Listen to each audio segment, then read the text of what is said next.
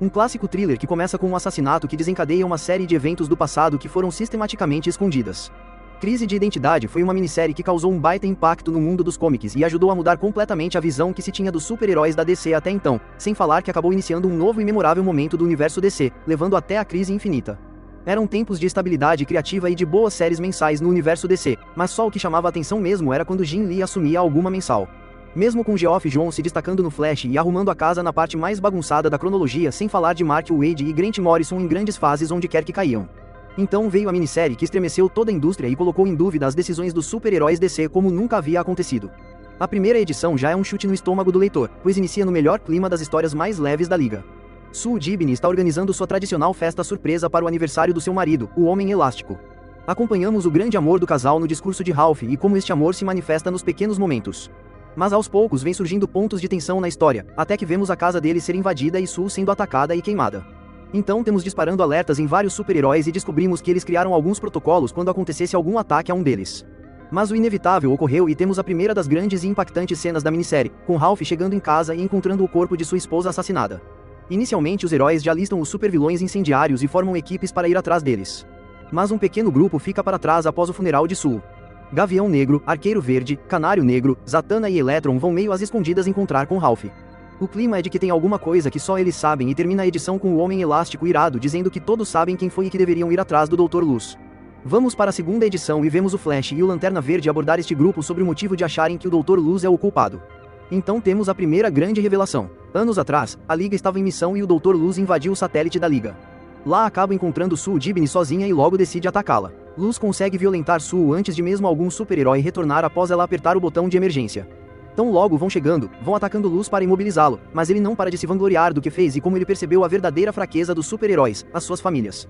Então ficamos sabendo que normalmente depois das missões, os grandões da Liga saía e deixava a limpeza para o resto da equipe. Então somos lembrados que em missões antigas que vilões descobriam as identidades dos super-heróis, a Liga apagava estas memórias deles. Mas o caso do Luz foi o mais grave e ele jurou que iriam descobrir novamente. Então alguns tiveram a ideia de mexer mais fundo na cabeça dele, apagando mais coisa e tirando um pouco do seu ímpeto vilanesco.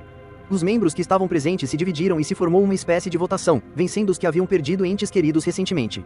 Este é o motivo do Dr. Luz acabar virando um vilão bucha e sendo vencido pelos novos titãs. Em meio aos esclarecimentos, o grupo cruza com o Exterminador, agora contratado pelo próprio Dr. Luz para se defender da Liga. E temos uma luta mega massa véio com Slade Wilson vencendo sozinho todos os heróis e se encerrando com Luz recobrando a memória. Após esta bombástica revelação do passado da Liga, logo os super-heróis cientistas descobrem que Sue morreu antes de ser queimada, o que inocenta o Dr. Luz e gera uma cadeia de eventos e mistérios. A ex-esposa do Electron, Jean Loren, também sofre um ataque, deixando os super-heróis em pânico por estar acontecendo ataques sistemáticos aos seus familiares e eles não encontrarem pista alguma do assassino de Sue ou de quem atacou Jean.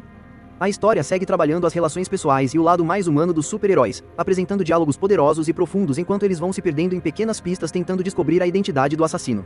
Então surge um novo ataque, agora ao pai do Robin, Tim Drake, em uma das sequências mais angustiantes dos quadrinhos de super-heróis, que termina com o Capitão Boomerang atirando e matando o Sr. Drake após ele acertar mortalmente o vilão no final da quinta edição. Então segue um momento de calmaria e alívio pela descoberta de quem era o assassino. Tudo para em seguida termos mais uma revelação bombástica. No dia que apagaram a mente o Dr. Luz, o Batman retornou ao satélite no exato momento e prontamente partiu para cima dos heróis. Zatanna paralisa o morcegão e temos uma segunda votação, desta vez com resultado unânime, agora para apagar os últimos minutos da memória do herói. Mas ainda restava mais uma mega reviravolta, pois enfim é descoberta a real causa da morte de Sue, comprovando que o Boomerang caiu numa armadilha para ser incriminado. Então descobrimos quem é o verdadeiro culpado pela morte de Sue e qual o real motivo para o assassinato. Ainda sobraria tempo para alguns desdobramentos e fechamentos da história e o encerramento em uma triste e humana sequência de quadros. A história caiu como uma bomba e mexeu com toda a indústria dos comics. A DC soube aproveitar as deixas, ou mesmo encomendar algumas delas, e usou como ponto de partida para várias mudanças no seu universo. Eu li na época e foi de tirar o fôlego pelas reviravoltas do roteiro e consequências reais se espalharem pelas publicações da DC até chegarmos na crise infinita. Mas as releituras em encadernados mostraram algumas forçadas de barra e pontos controversos no roteiro.